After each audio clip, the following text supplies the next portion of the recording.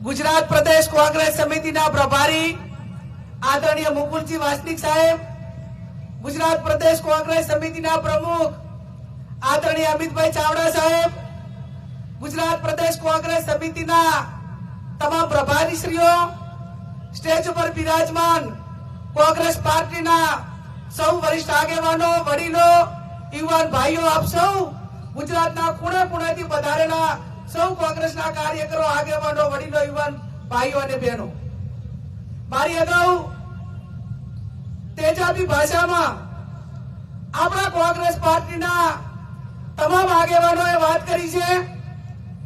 एमां हूँ मारो पोतानो सूर पुरावुं छुं अने आवनार समयनी अंदर गुजरात में जे वोट चोरी ए समग्र देश में जाए जननायक राहुल जी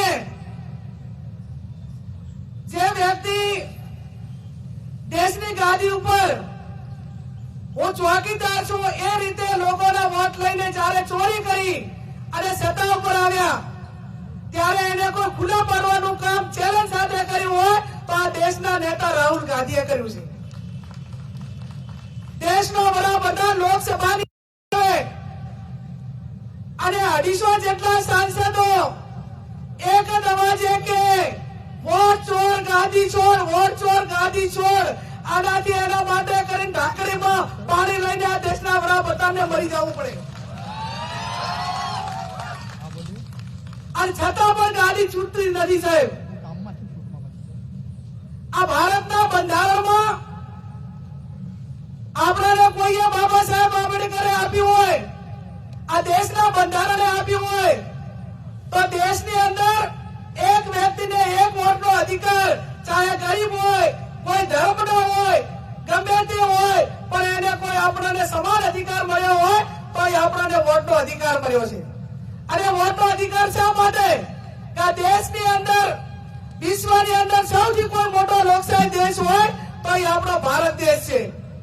आ राज्यनी अंदर सरकार होय, केंद्रनी सरकार होय, पंचायती पार्लियामेंट होय, ए प्रजानो प्रतिनिधि एक समय प्रमाणे एनुं काम न करतो होय, ए लोकोने वायदा आप्या होय पूरा न करता होय अने चालू शासन होय एनी सामे ए जनतानो अवाज उठे अने 5 वर्षनी अंदर ए शासन एने अनुकूल न तो आपणाने मताधिकार मार्फत सत्ता परिवर्तन माटेनो आपणाने બંધારણીય હક મળેલો છે અને આપણો હક પોતાને સાચવી રાખવા માટે આપણે સૌએ આગળ આવવું પડશે।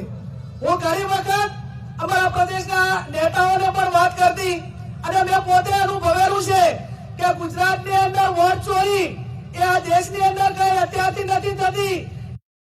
રાહુલજીએ બિહારની સભામાં કીધું હતું કે ગુજરાત એ વિકાસ મોડેલ નથી, આ ગુજરાતી વોટ ચોરીનું મોડેલ છે અને એની શરૂઆત આ ગુજરાતની અંદરથી થઈ છે। 2017 ની હું ચૂંટણી લડતી હતી એ ટાઈમે મારા મત વિસ્તારમાં 3 તાલુકા આવે અને 3 તાલુકાની અંદર જે મતદાર યાદી પ્રસિદ્ધ થવાની હોય છેલ્લી ત્યારે 1 મહિનો મારા પોતાના વ્યક્તિગત પ્રશ્નની મારા ત્યાં ચોકી માટે રાખવામાં આવતો કે ભાઈ આ ખબર રાખજો કે આ છેલ્લે દાડે ખોટા મતદારો દાખલ કરવામાં આવશે અને હકીકત એવી થઈ કે 2017 માં પણ અમે 7,500 मतदारों ए रातना 11 वागे छेली तारीखे पकड़्या अने अमे पुरावा आप्या चूंटणी पंच ने अधिकारीओ ने के आ 11 वागे 7,500 मतदारों ए आ बधा बोगस दाखल थयेला छे। પછી नाम तो दाखल थया, चूंटणी पंचे के वहीवटी तंत्रे कोई पगला ना लीधा। 2022 ની વિધાનસભાની ચૂંટણી એ પણ સેમ કે જેને 1 મહિના પહેલા ગ્રામ પંચાયતની ચૂંટણીમાં મતદાન કર્યું અને વિધાનસભાની ચૂંટણીના 2 મહિના પહેલા એક ગામમાંથી 50 મતદારો એને કેન્સલ કરવા માટેનો ટાર્ગેટ નક્કી કર્યો અને એમાંથી 2-3 ગામોનો પુરાવો પણ અમારી સામે આવ્યો અને પુરાવો આ તમે એમ જુઓ કે આ જે ગુજરાત સમાચાર છે એના 2022 નો 9/2022 ની આ પ્રેસ નોટ છે એને મામલતદારને કે પ્રાંત અધિકારીને અમે આવેદન પત્ર આપી અને પુરાવા રજૂ કર્યા કે આ ભાઈ આવા લોકોએ હાથમાં વોટ ચોરી કરી છે। 2024 ની લોકસભાની ચૂંટણી હોય એ ચૂંટણીની અંદર બીજા જિલ્લામાંથી मतदार મતદાર યાદીમાં બનાસકાંઠાની અંદર નામ દાખલ કરવામાં આવ્યા. અને આ ચોખવટ હું એટલા માટે કરું છું કે મારી વોટ ચોરીની જે પ્રેસ નોટ હોય કે મારા પેજ ઉપર પોસ્ટર હોય તો એ ખાકી ચડ્ડી વાળા ભારતીય જનતા પાર્ટી વાળા સાહેબ એવો આક્ષેપ કરે કે ગેરીબેન તમે આ વોટ ચોરીનો આક્ષેપ લગાવો છો તો તમે બનાસકાંઠામાં કઈ રીતે જીત્યા? તો એમને હું કહેવા માંગુ છું કે તમે ચોરી કરીને કેટલી કરી? જે અમે 1.5-2 લાખે જીતવાના હતા એ 30,000 લાયા. પણ તમારા ચોરી માટેના પુરાવા જોતા હોય તો આજે પણ અમે આપવા માટે તૈયાર છીએ. એક બાજુ બિહારની અંદર તમે જોયું છે કે ભારતીય જનતા પાર્ટીને એના સાથી પક્ષોની હાલત કેવી થઈ છે. જ્યાં મંત્રીઓ પ્રચાર માટે જાય કે રેલીમાં જાય તો લોકો ત્યાં દોડાવે છે. નોબત અત્યારે બિહારની અંદર આવી છે. ત્યાંના મંત્રીઓ લોકો વચ્ચે જઈ શકતા નથી.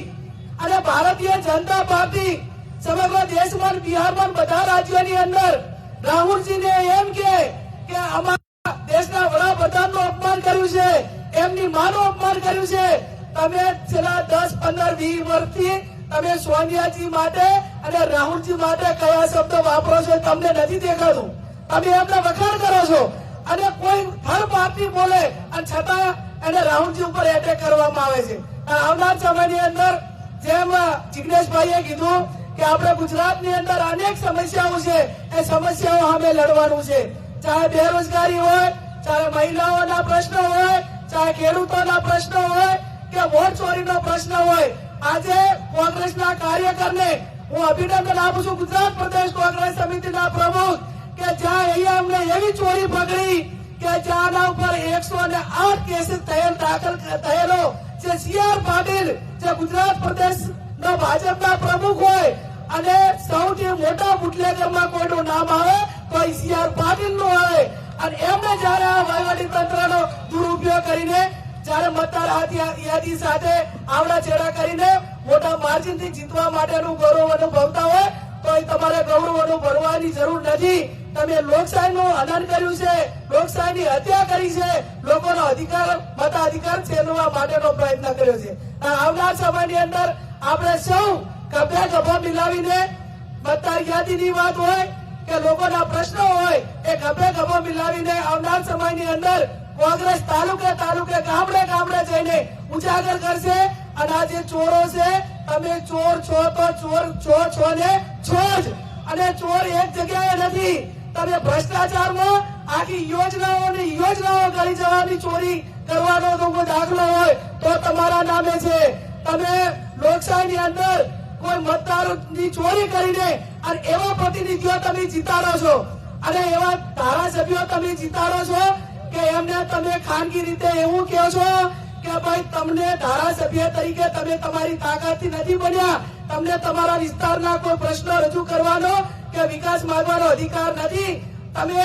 અમે જે વોટ ચોરી કરીને તમને જીતાડ્યા એટલે તમારે માત્ર ઊંચી આંગળી કરવાની છે. તમારે કોઈ ધારાસભ્ય તરીકે કે સંસદ સભ્ય તરીકે તમારા હકો માંગવાના નથી. અને એ લોકો માત્ર ઊંચી આંગળી કરવા માટે જ ચૂંટાયેલા છે. એમને પણ જે તે વિસ્તારમાં જયારે આવે ત્યારે હવે જનતાએ એનો જવાબ માંગવા માટેનો સમય આવી ગયો છે. અને તમારામાં દમ હોય, તમારામાં તાકાત હોય તો કોંગ્રેસ પાર્ટી રાહુલજી ચૂંટણી પંચને ચેલેન્જ કરે ભાઈ તમને શેના મરચા લાગે છે? ચૂંટણી પંચને જવાબ માંગે ને તમને પૈસાની રીસ ચડે છે. તમે ચોર નથી તો તમે હાથે કરીને માથે શું કામ લ્યો છો? કોંગ્રેસ પાર્ટી ચૂંટણી પંચમાં જવાબ માંગે અને ચૂંટણી પંચ એમ કે તમારે રાહુલજીને એમ કે તમારે માફી માંગવી પડશે. અને આ ચોર કોટવાલને દંડાવી વાત કરો છો. તમે ચોરી કરી છે, દેશના લોકો જાણે છે, એવિડન્સ માંગો છો તો એવિડન્સ મળે છે અને છતાં તમે કોંગ્રેસ પાર્ટીને એના નેતાઓ પાસે જવાબ માંગો છો. તો આ દેશની જનતાને હવે તમારાથી જે કઈ તમારા ઉપર જે કઈ તમે જે આ બધું કરતા હતા એનાથી બધાથી માહિતગાર થઈ ગઈ છે. આવનાર સમયની અંદર કોંગ્રેસ પાર્ટી ખભે ખભો મિલાવીને અને કોંગ્રેસના કાર્યકરોને મારી વિનંતી છે કે આપણો સેનાપતિ એવો છે કે ડરો મત અને ડરાવો મત. આ ભારતના બંધારણની અંદર ફાંસીથી વધારે બીજી કોઈ સજા નથી. અને દેશના લોકો માટે ન્યાય માટે કરીને કોંગ્રેસના કાર્યકર એ ફાંસીએ ચડશે ત્યાં સુધી આની હાર નહીં સ્વીકારે. અને એટલા માટે કરીને આવનાર સમયમાં આપણે સૌ સાથે મળીને કામ કરીએ. એક શબ્દ સાથે આપ સૌનો ખૂબ ખૂબ આભાર.